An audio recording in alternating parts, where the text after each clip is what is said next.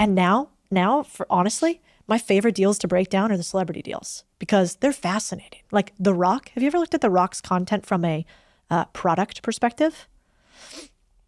Brilliant. So The Rock, if you look at his content, so let's just talk Instagram. If you go to The Rock's Instagram, I want you to count how many pieces of content he has that have product placement in them of companies he owns. And the answer is close to 80%. So almost every single post The Rock does is an ad. But what do we really see? We see sexy tequila, we see abs, we see him with his beautiful wife. Like we see these other things, but we don't realize that every single one of them is an ad.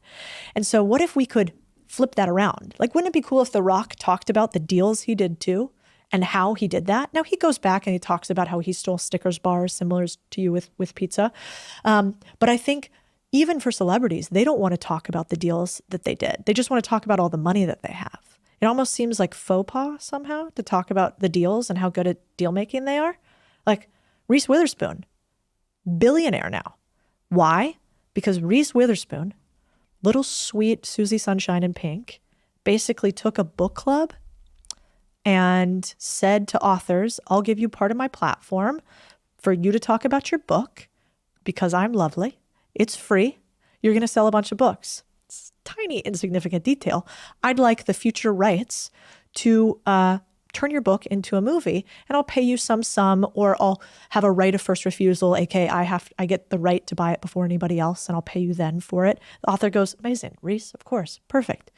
They come on, Reese basically A/B tests, so tests out which books do best, and depending on which books do best, Reese buys their movie rights and makes movies that create, tens of millions or hundreds of millions of dollars in revenue.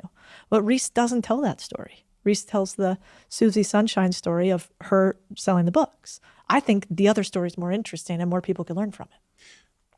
So when I hear these deals and when I see these big success stories, we've got Kylie, we've got the Rihannas of the world, we've got Ryan Reynolds, The Rock, Reese Witherspoon. The question that we must always be asking ourselves, I certainly ask it, is, was that them? Or did they just have a great advisor, a financial advisor that came along at some point and went, by the way, you do it like this and you'll make fucking shitloads. Yeah. Well, my question is, who cares? I still want to know the secret sauce. Yeah. And so none of them are that dumb where they don't know what the deal was, right? Like even if somebody was smarter than them, which could be, Reese may have a genius behind her, The Rock too, probably Danny Garcia, his wife, his manager.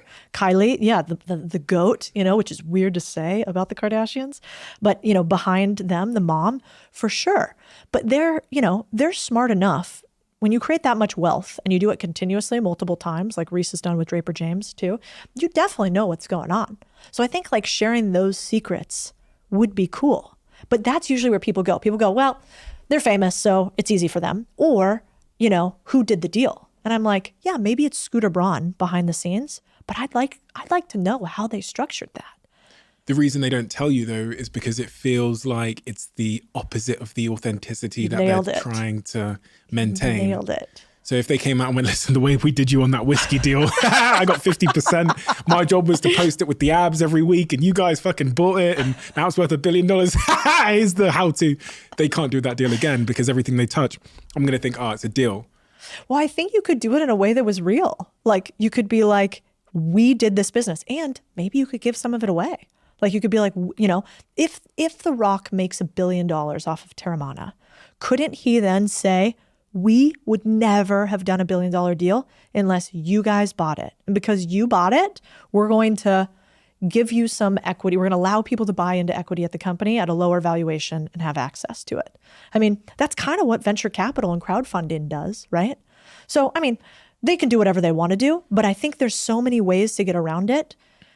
And maybe there's nothing but downside because people these days get mad when people make money. And so maybe people would hate that. But God, I think it'd make a lot more humans rich for people to be honest about how they got there, I reflect as you were speaking on a conversation I had with a cab driver in the UK. He said to me, you're that Diary of a CEO guy. I listen to your podcast in the cabs and, I'm working 3 jobs. This is one of them. And what he was saying was, I'm trying to find financial freedom. Yeah. I'm working this cab job. I'm doing this other little thing on the side, but I'm trying to find the way to get out of this life and And he was scrambling around. He was saying to me, my friend does some stuff in Africa and in Ethiopia, and he's got something there with property, so I might go there. And there's this other thing I might do. Those people, those are the ones that I'm trying to speak to today. Those ones that are like looking for the way out. Mm-hmm.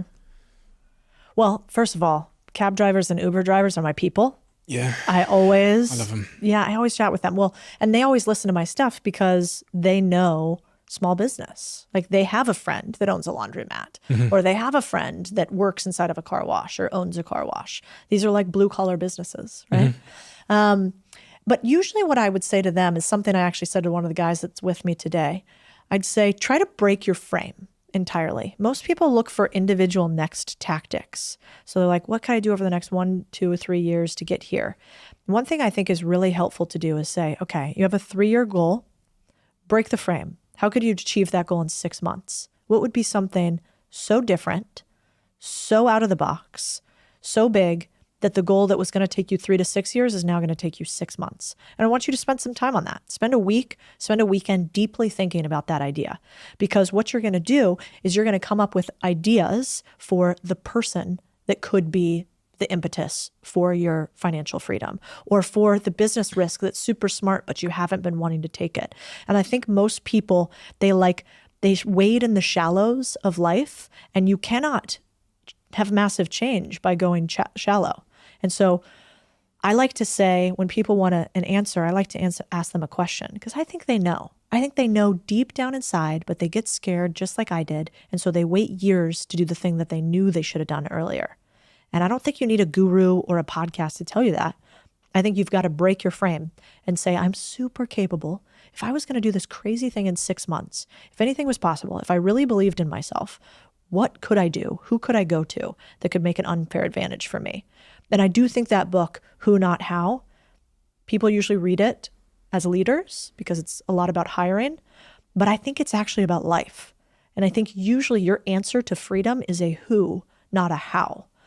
Because often for hustlers and people who are going to work hard, 1 or 2 people who are very wealthy or who run big businesses. There are a few people in your ecosystem that you could go to and become their hustler for them. And that can lead to fantastic financial reward, because most people are not relentless in the pursuit of the things that they want. If you can be relentless, you can accomplish way more than the average person.